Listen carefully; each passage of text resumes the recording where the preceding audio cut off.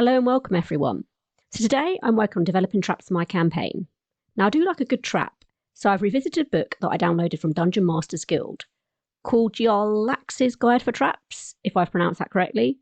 Now I really like this book as it just doesn't give examples of traps, but also explains how to build a trap, set the DC, damage, and triggers. So according to Jarlax, there are 4 main types of trap triggers. The first is location. So this is a standard trap, the usual one that is set off when a person enters a certain area. So for example, when the players tread on a floor tile, that sets off a blade that swings from the ceiling. Very Indiana Jones, that one. Next we have proximity. So let's just say when a person enters a room, when they are within 5 or 10 feet of the trap, it activates.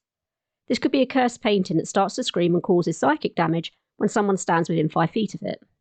Time traps, on the other hand, may just activate every 5 minutes, for example, or they set off when someone or something enters the trap area and stays within it.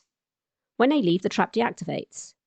Another option is that the trap only goes off when someone has stayed within it for a certain amount of time.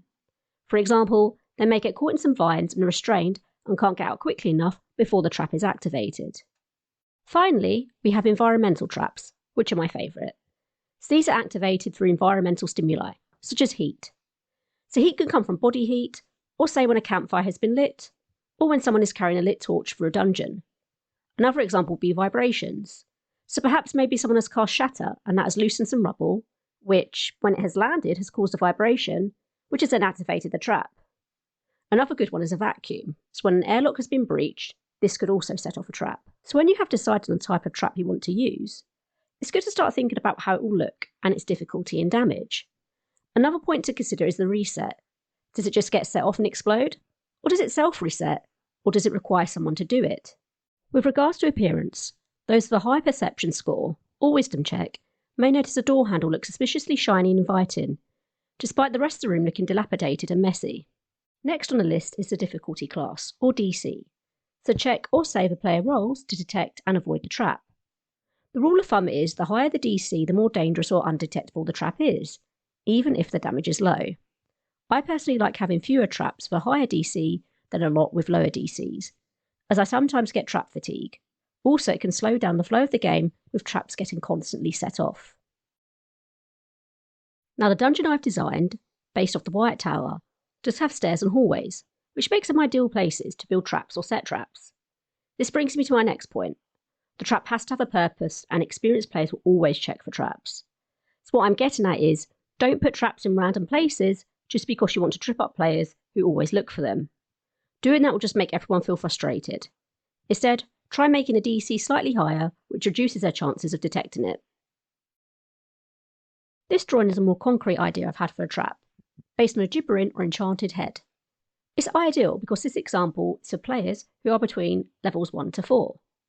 I also want to follow the look and feel of Traitor's Gate, where unfortunately the heads of prisoners were, let's say, displayed as a deterrent.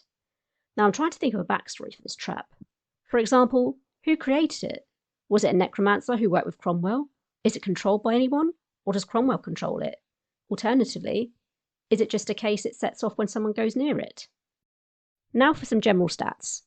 I think a player with a passive perception of 15 could hear the faint cries of the head before entering the chamber. And to counter the head, they can cast silence or cover their ears. If they don't do this, they could receive some hefty psychic damage on a failed charisma save when entering the room.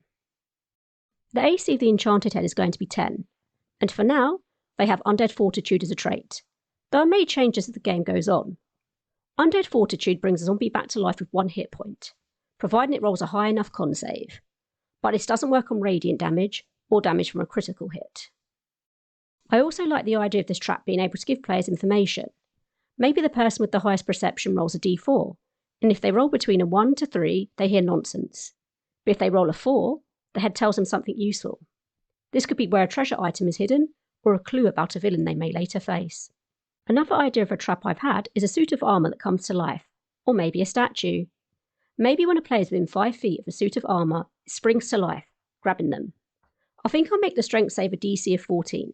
If they pass, they break free, and the armour clatters to the ground in a heap. If they fail, the armour holds them tighter and tighter, squeezing the life out of them.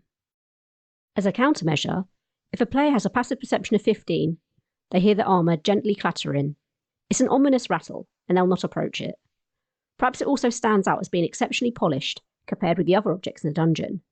For players without the benefit of passive perception, they'll need to make a wisdom or perception check of about 18 to detect the twitchy armour. Firing an arrow will cause the armour to crash to the floor, or bludgeon it would more or less do the same. I think if someone is getting close to it though, I may make them do a saving throw in case they are also grabbed. Casting a spell that can melt the armour will destroy it as well. So yeah, basically anything that is a heat metal or similar would be ideal. I also very much like the idea of having a haunted portrait.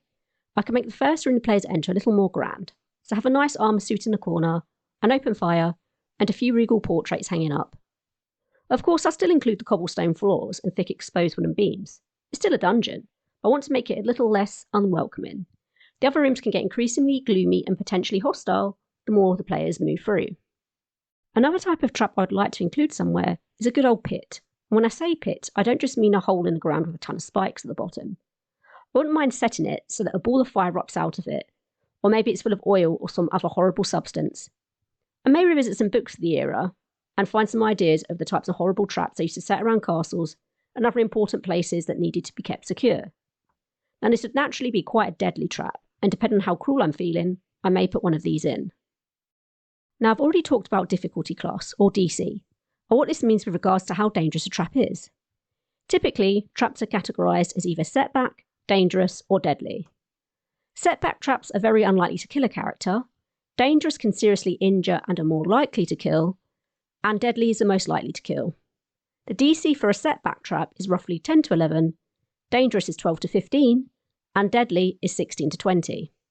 The attack bonus of a trap, or the amount added to a roll to make it higher than the player's AC, for setback up to dangerous is +3 to 5, +6 to 8, and +9 to 12.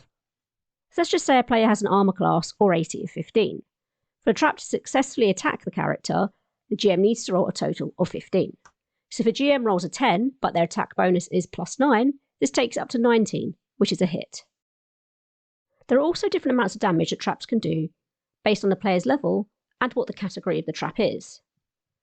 For 1st to 4th level characters, the amount of damage would be 1d10, 2d10, and 4d10. So these relate to setback traps, dangerous traps, and deadly traps respectively. Right, so I think that's all for today. Next week's video might be a little bit different, so watch out for that.